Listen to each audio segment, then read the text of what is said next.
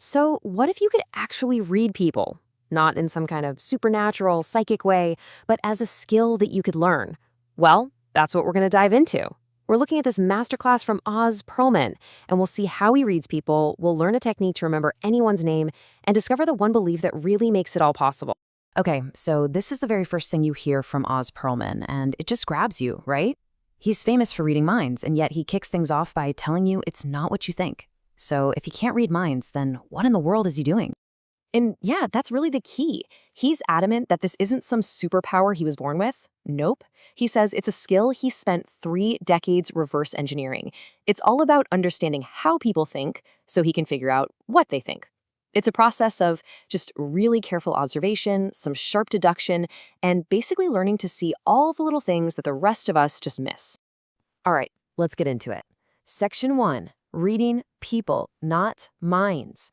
To prove this is a real skill, he doesn't just stand there and talk about it. He shows you. He demonstrates it live. So let's break down exactly how he pulls this off. He kicks things off with a pretty simple, classic question. He just asks his audience to think of a person. Now, on the surface, guessing that seems impossible, right? I mean, the possibilities are literally endless. But this is where his whole process of observation and deduction really starts to shine. And right away, he starts whittling down the options. See, he's not just taking wild guesses, he's reading tells. He looks at one guy, Jeff, and sees this boisterous smile and immediately thinks, okay, his person is alive. Then he glances over at another guy, Ian, who's giving off, and I'm quoting here, dead guy vibes. Plus, Ian's got his hands in his pockets, which Oz says is a little hint that he's thinking of another guy. And just like that, what was an infinite choice is now a bunch of 50-50 coin flips. Pretty cool. So now he zooms in on Ian and starts to dig a little deeper. He tells him to think about the person's first and last name. And that's when he sees it. Just a split-second flicker of confusion. A tiny little reaction that, let's be honest, you or I would totally miss. But it begs the question, why was he confused? And that confusion, well, that's the whole key. It tells him Ian isn't just thinking of a simple name, like Bob Dylan. No, that little hesitation suggests something longer, something more complex, something that doesn't quite fit that standard first name, last name box. So you have the confusion, the length, and suddenly it all just clicks into place for him. It's not just a name, it's a title. And he says, sit down if it's Alexander the Great. Boom, nails it. He didn't read a mind, he just followed a trail of clues.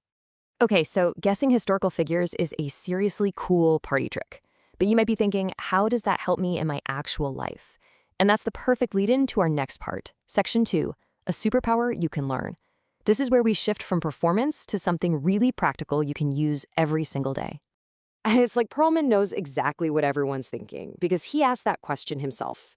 Yeah, it's entertaining, for sure. But what's the actual takeaway here? What's in it for us? And I love his answer. It's so honest. He basically says, yeah, guessing celebrities, that can't help you. But he says there's a skill that's related to this that really is a superpower in life, remembering someone's name. And come on, we've all been there, right? You meet someone, you shake their hand, and literally 1 second later, their name is just poof, gone. So how do we fix that incredibly common problem? Well, that brings us right to Section 3, and a simple but really powerful method he calls the shampoo technique. And this is it's so clever. He takes a phrase that every single one of us knows, lather, rinse, repeat, and he turns it into a memory tool that's, well, almost impossible to forget. So he swaps out lather, rinse, repeat for a new mantra you can use every time you meet someone. Listen, repeat, reply. That's it. Just 3 simple steps, but he promises they can totally change how you connect with people. Okay, so step 1, listen. And here's the most important point he makes. Forgetting a name isn't a memory problem, it's a focus problem. Think about it. Most of the time, you're not even really listening to their name because you're already scrambling to think of what you're going to say next. So the fix is just be present for 2 seconds and actually hear the name. All right, step 2 is repeat. This does 2 really important things. First, when you say the name back to them, like Ashley, it's great to meet you, you're starting to burn it into your own memory. And second, you're giving them a chance to correct you if you mispronounced it. It's respectful and it really works. And finally, step 3, reply. This is where you really lock that name in for good. He gives a few great ways to do this. You could, say, give a compliment to create a visual link, like, Ashley, I love those earrings, Ashley. Or you could ask about the spelling. Do you spell that Ashley with an EY? That gets the analytical side of your brain working. Or you can even make a personal connection. Something like, oh, my cousin's married to an Ashley. The whole idea is just to use their name in a meaningful way right then and there. But then, the whole talk takes a turn. It pivots from these cool tricks about observation and memory to something much, much deeper. And that brings us to section 4, the power of belief. This isn't about mind reading anymore. It's about the mindset you need to succeed at, well, pretty much anything. He says this is the question he gets asked more than any other. People see him up there. They see the huge risk of failing in front of everyone, and they wonder if he's scared. And yeah, of course he gets afraid. But his answer really peels back the curtain on the mindset that lets him perform when the pressure is on. And really, this is the core of his whole message. He says the number one factor in success is just an unshakable belief that it's going to work. He says it's self-fulfilling. And this isn't about being arrogant, not at all. It's about having this deep internal confidence that just pushes you right through the fear of failing. And to really hammer this point home, he does something pretty extraordinary. This is his final act, and he calls it passing on the power. Instead of doing another trick himself, he gets a total stranger from the audience and empowers them to do it.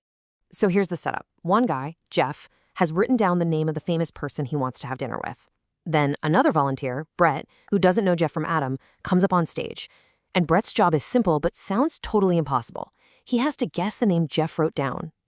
So Brett takes a second, he's concentrating, he's looking right into Jeff's eyes, and then he makes his guess, and he says it with total confidence. Barack Obama. You could just feel the whole room holding its breath.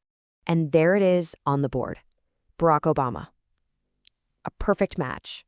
The crowd just goes wild. And that's the ultimate proof of his point, right? He didn't show how special he is. He showed that this power, this belief, can be channeled by literally anyone.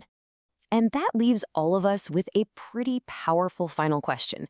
I mean, sure, the techniques for reading people and remembering names, those are useful skills.